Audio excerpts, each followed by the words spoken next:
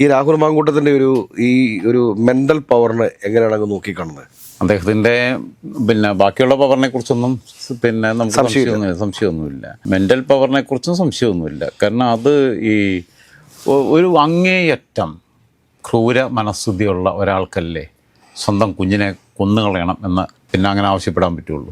പുള്ളിയെ എവിടെയെങ്കിലും കൊണ്ടുപോയിട്ട് അങ്ങ് ഇരുത്തുകയാണെന്നുണ്ടെങ്കിൽ ലോകത്തുള്ള ആൾക്കാർ മുഴുവൻ വരുമെന്നേ. കാരണം എന്ന് വെച്ചാൽ അത്ഭുത മനുഷ്യനാണ്. രാവിലെ പിടിപ്പിക്കുന്നു, ഉച്ചയ്ക്ക് പിടിപ്പിക്കുന്നു, വൈകിട്ട് പിടിപ്പിക്കുന്നു, അവിടെ പിടിപ്പിക്കുന്നു, ഇവിടെ പിടിപ്പിക്കുന്നു, ഡൽഹിയിൽ പിടിപ്പിക്കുന്നു, ബാംഗ്ലൂർ പിടിപ്പിക്കുന്നു, എല്ലാം ഭ്രൂണഹത്യ നടത്തുന്നു.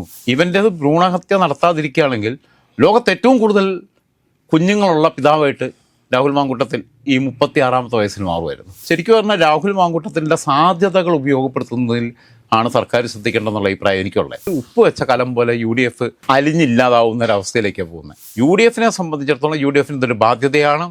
രാഹുൽ മാങ്കൂട്ടത്തിന് ഒരു നിമിഷം കൂടുതൽ വെക്കുന്നിടത്തോളം UDFും ജനങ്ങളും തമ്മിലുള്ള അകലം വർദ്ധിച്ചുകൊണ്ടിരിക്കുകയാണെന്നുള്ള തിരിച്ചറിവാണ് അവർക്ക് വേണ്ടത്. നമസ്കാരം. നമസ്കാരം. രാജൻ ഭായി, രാഹുൽ മാങ്കൂട്ടം ഇന്ന് രാജിവെക്കും എന്ന് കരുതിയിട്ടാണ് എല്ലാവരും പ്രതീക്ഷയോടെ കാത്തിരിക്കുന്നത്. ഇനിയിപ്പോൾ പോലീസുകാരെ പിടിച്ച് കൂമ്പിനടി കൊടുത്താലും രാഹുൽ മാങ്കൂട്ടം രാജിവെക്കുന്ന ലക്ഷണമൊന്നും കാണാനില്ല. ഈ രാഹുൽ മാങ്കൂട്ടത്തിൻ്റെ ഒരു മെൻ്റൽ പവറിനെ എങ്ങനെയാണ് അങ്ങ് നോക്കിക്കാണുന്നത്? അദ്ദേഹത്തിൻ്റെ ബാക്കിയുള്ള പവറിനെ കുറിച്ചൊന്നും നമുക്ക് സംശയമൊന്നുമില്ല. മെൻ്റൽ പവറിനെ കുറിച്ചും സംശയമൊന്നുമില്ല. കാരണം അത് ഒരു അങ്ങേയറ്റം ക്രൂര മനഃസ്ഥിതിയുള്ള ഒരാൾക്കല്ലേ സ്വന്തം കുഞ്ഞിനെ കൊന്നുകളയണം എന്ന് അങ്ങനെ ആവശ്യപ്പെടാൻ പറ്റുള്ളൂ. നീ എന്നെ എങ്ങനെ വളർത്തും? അതിനെയാണ് പറയുന്നത്. ഇതൊന്നും ആകാശത്ത് പൊട്ടി വീണതാണോ? അല്ലെങ്കിൽ മറ്റേ മഹാഭാരതത്തിലെ സങ്കല്പം പോലെ കുന്തിദേവിക്ക് സൂര്യഭഗവാനിൽ നിന്ന് ഗർഭം ധരിച്ചതാണോ? അല്ലല്ലോ. അതല്ലെങ്കിൽ ബൈബിളിലെ കോൺസെപ്റ്റ് പോലെ പരിശുദ്ധാത്മാവിനാൽ മറിയ ഗർഭം ധരിച്ചെന്ന് പറഞ്ഞ പോലെ അങ്ങനെ ഉണ്ടായതൊന്നുമല്ലല്ലോ. അതിനൊക്കെ ഐതിഹ്യമായിട്ട് നമ്മൾ കാണുന്നത്. ഇതങ്ങനെ ഉണ്ടായതല്ലോ. നീ അതിനെ എങ്ങനെ വളർത്തുക? നീ ആ കൊച്ചിനെ എങ്ങനെ വളർത്തും എന്നാണ് ചോദിക്കുന്നത്. അതായത് നിൻ്റെ കൊച്ചെന്ന് പറയുക. ഇവൻ അതിനകത്ത് പാട്ടൊന്നുമില്ലേ? അപ്പോൾ അങ്ങനത്തെ ഒരു മനുഷ്യൻ്റെ ഒരവസ്ഥ മാത്രമല്ല, യൂത്ത് കോൺഗ്രസിൽപ്പെട്ട ഓരോരുത്തരോടൊക്കെ കാണിച്ചിട്ടുള്ള ക്രൂരതകളുടെ കഥകൾ കേട്ട് കഴിഞ്ഞാൽ നമ്മൾ നെഞ്ചു കലങ്ങിപ്പോവും. പലരും പറയുന്നത് കേട്ടാൽ അത്ര കണ്ട് ക്രൂരനായൊരു മനുഷ്യൻ. അപ്പോൾ അവൻ്റെ മെൻ്റൽ പവർ എന്ന് പറയുന്നത്, ഇത്രയും മെൻ്റൽ പവർ ഉള്ളവർക്ക് ചെയ്യാൻ പറ്റുള്ളൂ ഇങ്ങനത്തെ കാര്യങ്ങൾ, ഇത്തരം ക്രൂരതകൾ. അപ്പോൾ അതിനകത്ത് സംശയങ്ങളൊന്നുമില്ല. പക്ഷേ കേരളത്തെ സംബന്ധിച്ചിടത്തോളം, ഇന്ത്യയെ സംബന്ധിച്ചിടത്തോളം ഒരുപക്ഷെ അവൻ്റെ സാധ്യതകൾ ഇതിനിടയിൽ പറഞ്ഞുകൊണ്ടൊരു കാര്യം കൂടി ഉണ്ട്. എനിക്കത് രാജൻ ഭായി തന്നെ പറഞ്ഞൊരു കാര്യമാണ്. പണ്ട് ഈ KPCC ഓഫീസിന് മുമ്പിൽ ചില പ്രധാനപ്പെട്ട യൂത്ത് കോൺഗ്രസ് നേതാക്കന്മാരൊക്കെ നിൽക്കുന്ന സമയത്ത് അവരുടെ അവസരം തട്ടിയെടുത്ത ഒരാളായിരുന്നു ഈ പറഞ്ഞ കക്ഷി. അതെ, ഇയാളൊരു സിനിമാ സ്റ്റൈലിൽ വന്ന് ജീപ്പ് കറക്കി നിർത്തി കാർക്കിച്ച് തുപ്പിയിട്ട് വീണ്ടും ജീപ്പ് എടുത്തു പോയ ഒരു സാഹചര്യത്തെക്കുറിച്ചൊക്കെ പറഞ്ഞിട്ടുണ്ട്. അങ്ങനെ ഒരാളൊന്നും അല്ല. ഇവൻ കാരണം ദ്രോഹിക്കപ്പെട്ട ആൾക്കാർ. അത് തെക്കോട്ടുള്ള കാര്യങ്ങൾ, തൃശ്ശൂർ ഇങ്ങോട്ടുള്ളത്, കാസർഗോഡ്, കണ്ണൂർ, കോഴിക്കോട്, വയനാട്, മലപ്പുറം, പാലക്കാട്, ഇത്തരം ജില്ലകളിൽ നിന്നുള്ള കോൺഗ്രസിൻ്റെയും യൂത്ത് കോൺഗ്രസിൻ്റെയും പല ഗ്രൂപ്പിൽപ്പെട്ട നേതാക്കന്മാർ അവർ തമ്മിൽ ധാരണയായിട്ട് ഒരുമിച്ച് കൂടിയപ്പം എന്നെ വിളിച്ച് ഇവിടുന്ന് ഞാൻ പോകുന്നു, അപ്പം അതിൽ പങ്കെടുക്കാൻ പോകുന്നു, തിരിച്ച് ഞാൻ ഇങ്ങോട്ട് തന്നെ വന്നത് അടുത്ത സ്റ്റോറി ചെയ്യാൻ. അതിനകത്ത് അവർ പങ്കുവെച്ച കാര്യങ്ങളുണ്ട് ഓരോരുത്തർ പറഞ്ഞിട്ടുള്ളത്. ഇവനിൽ നിന്നുണ്ടായ തിക്താനുഭവങ്ങൾ ഏറ്റവും കൂടുതൽ ഇവനെതിരെയാണ് പറഞ്ഞിട്ടുള്ളത്. പിന്നെ ഷാഫിക്കെതിരെ, ഈ രണ്ടു പേർക്കെതിരെ. അതിൽ തന്നെ ഏറ്റവും ക്രൂരമായിട്ട് പെരുമാറിയിട്ടുള്ള അനുഭവങ്ങൾ, വ്യക്തിപരമായ അനുഭവങ്ങളാണ്. അത് ചെറുപ്പക്കാർ തൊട്ട് പ്രായമുള്ളവർ വരെ കണ്ണൂരിലൊക്കെ രാഷ്ട്രീയ പ്രവർത്തനം നടത്തുന്നവരവസ്ഥ ആലോചിക്കണം.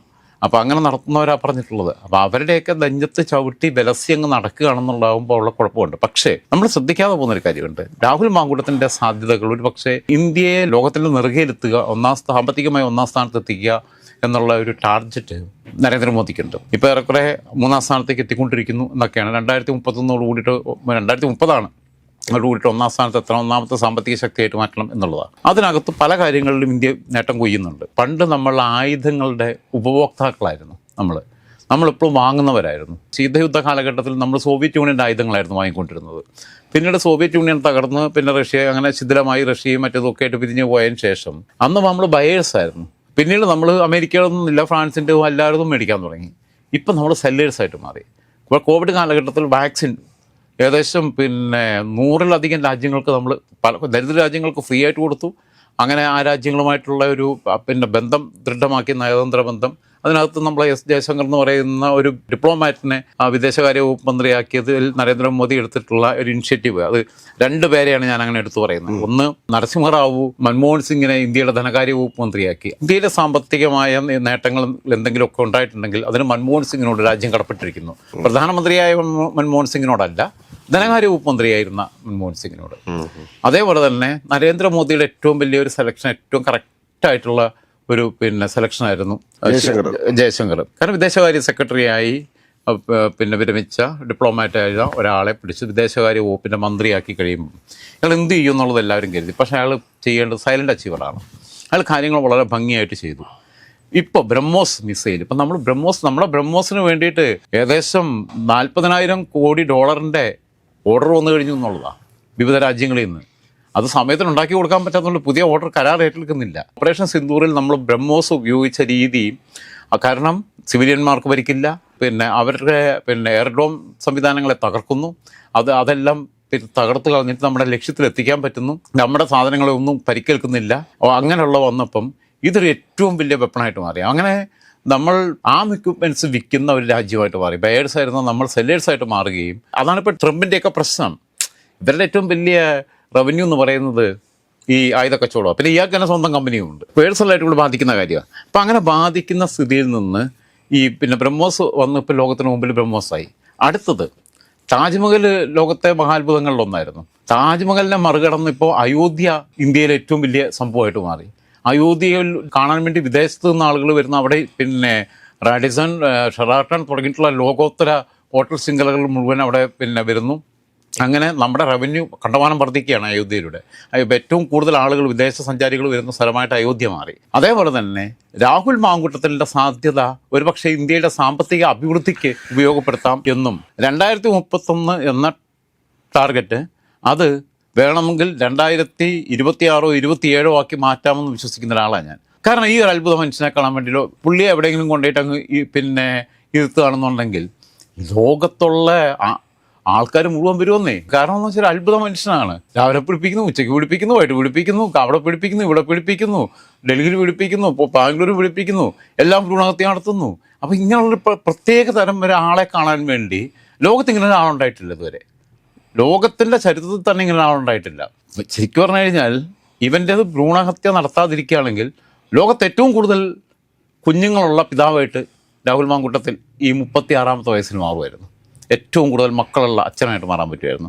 അതൊരു ലോക റെക്കോർഡാകുമായിരുന്നു. അപ്പം അങ്ങനെ ശരിക്കും പറഞ്ഞാൽ രാഹുൽ മാങ്കൂട്ടത്തിൻ്റെ സാധ്യതകൾ ഉപയോഗപ്പെടുത്തുന്നതിൽ ആണ് സർക്കാർ ശ്രദ്ധിക്കേണ്ടതെന്നുള്ള അഭിപ്രായം എനിക്കുള്ളത് ആ കാര്യത്തിനകത്ത്. കാരണം ഇന്ത്യയുടെ റവന്യൂ വർദ്ധിക്കും, ഇന്ത്യയുടെ ഒരു അത്ഭുത ജീവിയായിട്ട് മാറും, ലോക മഹാത്ഭുതങ്ങളിലൊന്നായി ഈ രാഹുൽ മാങ്കൂട്ടത്തിൽ എന്ന വ്യക്തി മാറും, വിനോദസഞ്ചാരികളുടെ ഒഴുക്കുണ്ടാവും, കേരളത്തിന് അഭിവൃദ്ധി ഉണ്ടാവും എന്നൊക്കെയാണ് വിശ്വസിക്കുന്നത്. പോട്ടെ, ബാക്കിയുള്ള കാര്യങ്ങളിലേക്കൊക്കെ നമുക്ക് തിരിച്ചു വരാം. ഇപ്പോൾ ഉള്ള വിഷയം എന്ന് പറഞ്ഞു കഴിഞ്ഞാൽ ഉപ്പ് വെച്ച കലം പോലെ UDF അലിഞ്ഞില്ലാതാവുന്ന ഒരവസ്ഥയിലേക്കാണ് പോകുന്നത്. UDFനകത്തെ ഘടകകക്ഷികൾക്കകത്ത് ഇപ്പോൾ RMP എന്ന് പറയുന്നൊരു പാർട്ടി സ്ട്രോങ് ആയൊരു ഡിസിഷൻ പറയുന്നില്ല. അപ്പം ഞാൻ പറയുന്നത് അങ്ങനെയുള്ള RMP പോലും സ്ട്രോങ് ആയിട്ട് അവർ പറയണ്ടേ, അവർ UDFനകത്ത് ഔദ്യോഗികമുണ്ടെങ്കിൽ ഞങ്ങൾ ഇനിയും സഹകരിച്ച് പോകാൻ തയ്യാറാവില്ല, ഞങ്ങൾ ഒറ്റയ്ക്ക് നിൽക്കും, രാഹുൽ മാങ്കൂട്ടത്തിനെ കോൺഗ്രസിൽ നിന്ന് പുറത്താക്കണം. കാരണം കോൺഗ്രസിലുള്ളിടത്തോളം കാലം അയാൾ UDFൻ്റെ ഭാഗമാണ്. ബ്ലോക്ക് മാറിയിരുന്നോ ഇല്ലെന്നുള്ളതല്ല, സസ്പെൻഡ് ചെയ്തു എന്നുള്ളതുകൊണ്ടല്ല, പുറത്താക്കണം. അയാളുമായി പൊക്കൽക്കൊടി ബന്ധം പോലും സൂക്ഷിക്കരുത്, വിച്ഛേദിക്കണമെന്നാണ് കെ മുരളീധരൻ പറഞ്ഞിട്ടുള്ളത്. കെ മുരളീധരൻ എന്ത് ആർജവത്തോടു കൂടിയാണ് പറഞ്ഞത്, മതിലി ആടാൻ പോകുന്നതെന്നുള്ള പല നാടൻ ഭാഷ പറഞ്ഞത്, മതിലി ആടാൻ പോകുന്നതിനെയൊക്കെ അങ്ങനെ അംഗീകരിച്ചുകൊണ്ടിരിക്കാൻ അതല്ല രാഷ്ട്രീയ പ്രവർത്തനം എന്നാണ് പറഞ്ഞത്. അത് മാത്രമല്ല, നാട്ടിലും നിലപാടും ഉണ്ടെങ്കിൽ, എനിക്ക് ഷമാ മുഹമ്മദിനെ വലിയ ഇഷ്ടമൊന്നുമല്ലായിരുന്നു. കാരണം ഈ ചാനൽ ചർച്ചയിൽ ഭയങ്കര രാഹുൽ ഈശ്വറിനെ പോലെ തന്നെ അങ്ങേറ്റം ഒന്ന് അവരുടെ മലയാള ഭാഷാ സ്വാധീനത്തിൻ്റെ കുറവുണ്ട്, അവർക്ക് വാക്കുകൾ കിട്ടാത്ത. അപ്പം അവർ എന്താണോ പറയാൻ ഉദ്ദേശിക്കുന്നത് ചിലപ്പോൾ ആ അർത്ഥത്തിലല്ല അത് വന്നു പോകുന്നത്. അവർ പോലും പറഞ്ഞത് നട്ടലും നിലപാടും ഉണ്ടെങ്കിൽ പോലീസ് വരുമ്പോൾ ഒളിച്ചുകൂടുകയല്ല വേണ്ടേ, ആർജവത്തോടെ നിന്നിട്ട് അവരുടെ മുമ്പിൽ അവരുടെ കൂടെ പോയി ഹാജരാകുകയും ചെയ്യുകയായിരുന്നു വേണ്ടിയിരുന്നത്. നിരപരാധിയാണെങ്കിൽ എന്നിട്ട് നിരപരാധിത്വം തെളിയിക്കണമായിരുന്നു ഷമാ മുഹമ്മദ് പറയുന്നു, ദേശീയ വക്താവാണ്. അതേപോലെ തന്നെ ബി എം സുധീരൻ പറയുന്നത് MLA സ്ഥാനത്ത് നേരെ മാറ്റണം എന്നുള്ളതാണ് പറഞ്ഞിട്ടുള്ളത്. ബി എം സുധീരൻ പറഞ്ഞിട്ടുള്ളത്. ഷാനിമോൾ ഉസ്മാൻ ഇന്ന് ഷാർപ്പായിട്ടുണ്ട്, ബിന്ദു കൃഷ്ണ ഷാർപ്പായി, ഇവരെല്ലാം ഉമാ തോമസ് ആദ്യമേ വളരെ സ്ട്രോങ് ആയിട്ടുള്ള അഗ്രസീവായിട്ടുള്ള സ്റ്റാൻഡിലേക്ക് പോയി. പിന്നീട് അവർക്കെതിരെയുള്ള അറ്റാക്ക് എല്ലാം കൂടെ അവർക്ക് താങ്ങാൻ വയ്യ. ഒന്നാമത് ഫിസിക്കലി കൂടി വീക്കായിട്ടിരിക്കുക, അതിനിടെ കൂടെ മാനസികമായിട്ടുള്ള ആഘാതവും കൂടെ വരുന്നത്. സത്യത്തിലൊരു ആർക്കും രക്ഷിക്കാൻ പറ്റാത്തൊരവസ്ഥയിലേക്ക് വരുന്നുണ്ട്. ഹെഡ് മാഷ് ഏറെക്കുറെ പകുതി തള്ളി പറയുന്ന അവസ്ഥയിൽ എത്തിയിട്ടുണ്ട്. അത് നാടകമാണ്, കുത്തുകളി നാടകമാണ്. അതിനപ്പുറത്തേക്ക് പോകാൻ പറ്റത്തില്ല ഹെഡ് മാഷ്ക്ക്. കാരണം ഹെഡ് മാഷിൻ്റെ വാല് ഇവൻ്റെ അമ്മിക്കല്ലിൻ്റെ അടിയിലാണ് കിടക്കുന്നത്. അപ്പോൾ അങ്ങനെ പ്രശ്നമുണ്ട്. അപ്പോൾ ഇതിനകത്ത് ചാടി പോകാൻ പറ്റത്തില്ല പെട്ടെന്ന്. അതിനുള്ള ഇവൻ ഓരോരുത്തരെയും ട്രാപ്പിലാക്കേണ്ടവരൊക്കെ ആക്കി കഴിഞ്ഞു. അതിനെ കേസിയോട് ചോദിച്ചപ്പോൾ കേസ് പറഞ്ഞ കേരളത്തിലെ കാര്യങ്ങൾ കേരളത്തിൽ തീരുമാനിക്കും. അതിനു മുമ്പ് പറഞ്ഞ് ഞാൻ കേരളത്തിൽ നിന്നുള്ള പ്രതിനിധിയല്ലേ എന്ന് ചോദിച്ചു. ഇതിൻ്റെയൊക്കെ പിന്നെ അർത്ഥം എന്താണെന്ന് സാമാന്യ ബോധമുള്ള ആളുകൾക്കറിയും. പിന്നെ ഇവർക്കെതിരെ ഇവരെ ചില ആളുകൾ വിചാരിച്ചാൽ ഒരു മിനിറ്റ് വേണോ ഈ രാഹുൽ മാങ്കൂട്ടത്തിനടുത്ത് പുറത്തിടാനായിട്ട്? അതൊരു സംശയവുമില്ല. അതേപോലെ തന്നെ ഇവരുടെയൊക്കെ പ്രശ്നം എന്താണെന്ന് വെച്ച് കഴിഞ്ഞാൽ ഇവരെ വിമർശിക്കുമ്പം ഇവരതിന് പേഴ്സണലായിട്ട് വേറെ പ്ലാനിങ് നടത്തുക. എന്തായിരുന്നാലും യു ഡി എഫിനെ സംബന്ധിച്ചിടത്തോളം യു ഡി എഫിന് ഇതൊരു ബാധ്യതയാണ്. രാഹുൽ മാങ്കൂട്ടത്തിന് ഒരു നിമിഷം കൂടുതൽ വെക്കുന്നിടത്തോളം യു ഡി എഫും ജനങ്ങളും തമ്മിലുള്ള അകലം വർദ്ധിച്ചുകൊണ്ടിരിക്കുകയാണെന്നുള്ള തിരിച്ചറിവാണ് അവർക്ക് വേണ്ടത്. കാരണം നമ്മൾ എപ്പോഴും പറയുന്ന പോലെ തന്നെ ഈ നാറിയവനെ ചുവന്നവനെ നാറും എന്ന് പറഞ്ഞ പോലെ തന്നെ ആ ഒരു അവസ്ഥയിലേക്ക് കാര്യങ്ങൾ പോയിക്കൊണ്ടിരിക്കുകയാണ്. യു ഡി എഫ് ചെയ്യേണ്ടത് ബാക്കിയുള്ള ഘടകകക്ഷികളും വാ തുറക്കണം. ഘടകകക്ഷികൾക്ക് അതിന് വാ തുറക്കാൻ എന്ന് പറഞ്ഞാൽ ആർക്കാ വാ തുറക്കാൻ കൽപ്പുള്ളേ? പിന്നെ ഉള്ളതെന്ന് പറഞ്ഞു കഴിഞ്ഞാൽ പിന്നെ ദേവരാജൻ, പിന്നെ പുള്ളി എന്തെങ്കിലും പറഞ്ഞു കഴിഞ്ഞാൽ പിന്നെ അത് ആരും മൈൻഡ് ചെയ്യത്തില്ല. പിന്നെ ആകെയുള്ളത് RSP മുസ്ലിം ലീഗാണ്. അവരാണെങ്കിലും സ്റ്റാൻഡ് കൃത്യമായിട്ട് എടുക്കുന്നില്ല. അപ്പോൾ ഇതൊരു വല്ലാത്ത ദുരൂഹമായിട്ടുള്ള സ്ഥിതിയിലേക്കാണ് കാര്യങ്ങൾ പോകുന്നത്. പക്ഷേ ഇത് പോകുമ്പോൾ ആലോചിക്കേണ്ട കാര്യമുണ്ട്. ഇത്രയും മ്ലേച്ഛത ചെയ്ത ഒരാളെയാണ്. അതേസമയം സുരേഷ് ഗോപി തൻ്റെ ഒരു മോള് പിന്നെ മരണപ്പെട്ടതാ. ആ മോളേക്കാൾ പ്രായം കുറഞ്ഞൊരു പെങ്കൊച്ചിനെ കണ്ടപ്പോൾ തോളെ തട്ടിന്ന് സംസാരിച്ചതിന് അനുവാദമില്ലാതെ സ്പർശിച്ചു എന്ന് വേണമെങ്കിൽ പറയാം. പക്ഷേ എന്നാലും അതൊരു പിതൃസ്നേഹത്തോട് കൂടിയിട്ടുള്ളതാണെന്ന് കാണുന്ന ആർക്കും മനസ്സിലാവും. അവിടെ വരെ ആരോപണം ഉന്നയിച്ച ആളുകളാണ് ഇവിടെ ഇപ്പുറത്ത് നിശബ്ദരായിട്ട് നിൽക്കുന്നതെന്നുള്ള ആലോചിക്കണം. കാരണം അനുവാദമില്ലാതെ പലരെയും നിർബന്ധിതമായിട്ട് പിന്നെ ഉപയോഗിക്കുക. അതിനകത്ത് ഇപ്പം തന്നെ പല മാധ്യമങ്ങളും പറയുന്നു. നമ്മൾ ഇപ്പോൾ അവരെ കോട്ട് ചെയ്യുന്നേ ഉള്ളൂ. നമ്മുടെ അടുത്ത് പറയാനുള്ള കാര്യങ്ങൾ നമുക്ക് പിന്നീട് പറയാം. ഓക്കെ, അവർ മറ്റുള്ള according to the other media ഇവിടെ 17 വയസ്സ് തൊട്ട് 59 വയസ്സ് വരെ എന്നുള്ളതാണ് ലിസ്റ്റാണ് എല്ലാവരും എടുത്തുകൊണ്ടിരിക്കുന്നത്. അപ്പോൾ ഈ രീതിയിലേക്കാണ് കാര്യങ്ങൾ പോകുന്നത്. ഇതിൻ്റെ ഒരു ഫലം അനുഭവിക്കേണ്ടി വരുന്നത് കോൺഗ്രസിൻ്റെ സാധാരണ പ്രവർത്തകരാണ്. 10 വർഷമായിട്ട്, അതായത് 9 വർഷമായിട്ട് 10 വർഷമാകാൻ പോകുന്നു അധികാരമില്ലാതെ പുറത്തു നിൽക്കുന്നവർക്ക് ഒരു 5 വർഷം കൂടെ അങ്ങനെ നിൽക്കേണ്ടുന്ന ഗതികേടിലേക്ക് എത്തിക്കഴിഞ്ഞാൽ അതോടുകൂടി കേരളത്തിൽ കോൺഗ്രസ് ഇല്ലാതാവും എന്നതാണ് മനസ്സിലാക്കേണ്ടത്. ഈ തെരഞ്ഞെടുപ്പ് തന്നെ ഇടതുപക്ഷവും BJPയും തമ്മിലുള്ള നേരിട്ടുള്ള മത്സരമായിട്ട് മാറാതിരിക്കണം എന്നുണ്ടെങ്കിൽ ഇനിയും ഒരു നിമിഷമെങ്കിലും വൈകാതെ ഒരു തീരുമാനം എടുക്കുക വേണ്ടിയേ. ഞങ്ങളുമായി യാതൊരു ബന്ധവുമില്ല, രാജിവെക്കാൻ പരസ്യമായി പത്രസമ്മേളനം നടത്തി ആവശ്യപ്പെടണം. എന്നിട്ട് അതെല്ലാം കൂടെ കൊണ്ടുപോയിട്ട് ഏതെങ്കിലും ഒരുത്തൻ്റെ തലയെ കെട്ടി വെക്കരുത്. അങ്ങനെയാണല്ലോ നേരത്തെ ചെയ്തത്. ബാക്കിയുള്ളവരെല്ലാം പിന്നെ മുങ്ങിയിരിക്കുക, മിണ്ടാതിരിക്കുക, എന്നിട്ട് അയാളെ അറ്റാക്ക് ചെയ്യുക. ആ പരിപാടിക്ക് പോകാതെ വർക്കിംഗ് പ്രസിഡൻ്റായ ഷാഫി പറമ്പിലിനെ കൊണ്ട് തന്നെ പത്രസമ്മേളനം നടത്തിക്കണം. ഇങ്ങനെയുള്ള ഒരു വൃത്തികെട്ടവനെ ഞങ്ങളുടെ പാർട്ടി കൊണ്ടുനടക്കാൻ തയ്യാറല്ല എന്ന് പറഞ്ഞിട്ട് അവനെ കൊണ്ട് ചെയ്യിപ്പിക്കണം. അതായത് ഇപ്പം കടിച്ച പാമ്പിനെ കൊണ്ട് വിഷവർത്തിക്കുക എന്ന് പറഞ്ഞ പരിപാടിയുണ്ട്. അതാണ് ചെയ്യേണ്ടത്. അതാണ് പണിഷ്മെൻറ്റ്. അതാണ് ചെയ്യിപ്പിക്കേണ്ടത്. അത് ചെയ്യിപ്പിക്കാൻ അങ്ങനെ പറയാൻ ഷാഫി പറമ്പിൽ അങ്ങനെ തന്നെ പറയണം. ഒരു പെണ്ണ് പിടിയനെ കൊണ്ടു നടക്കാൻ ഈ പാർട്ടി തയ്യാറല്ല, അതുകൊണ്ട് ഞങ്ങളിതാ പുറത്താക്കിയിരിക്കുന്നു എന്ന് ഷാഫി പറമ്പിൽ ഒരു വട്ടമെങ്കിലും പറയുമെന്നുണ്ടെങ്കിൽ ഞാൻ എൻ്റെ പേര് മാറ്റുമെന്ന് എനിക്ക് പറയാനുള്ളത്.